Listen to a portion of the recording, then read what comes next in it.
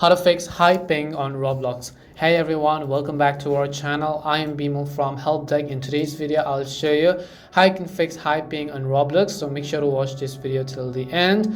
Now what you have to do is there are a couple of ways to fix if you've been having a high ping issue on Roblox. So first, just right click the start icon and then click on device manager.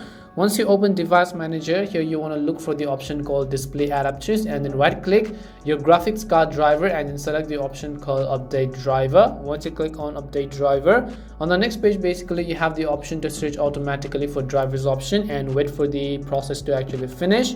Then you can simply go back to your device manager and expand the network adapters section. Right click the wireless driver in there and then select update driver again. So as you can see under network adapters, select wireless driver and click on update driver again. And the next thing you have to do is you have to flush your DNS. So you can simply open up command prompt as an administrator and you can simply actually go ahead and input these configs over here, ipconfig/flush DNS. Once you've done so, sometimes cached data build-ups can interfere with your connection's performance, and flushing DNS is an easy way to get rid of them.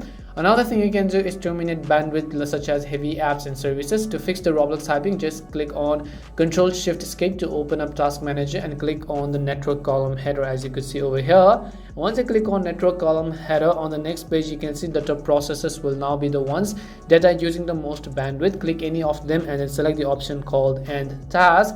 Now if you have other apps that may use a lot of bandwidth running on your PC, it's a wise thing to first close them before running Roblox if you want lower ping. For instance, torrenting clients can easily sponge up large chunks of bandwidth without you even noticing it. And hopefully one of these would have solved your problem. We hope the video was really helpful. If it did help you, then make sure to leave a like and subscribe to our channel. And if you have any more questions, make sure to also leave them down. Thank you very much for watching till the end and see you soon in our next video.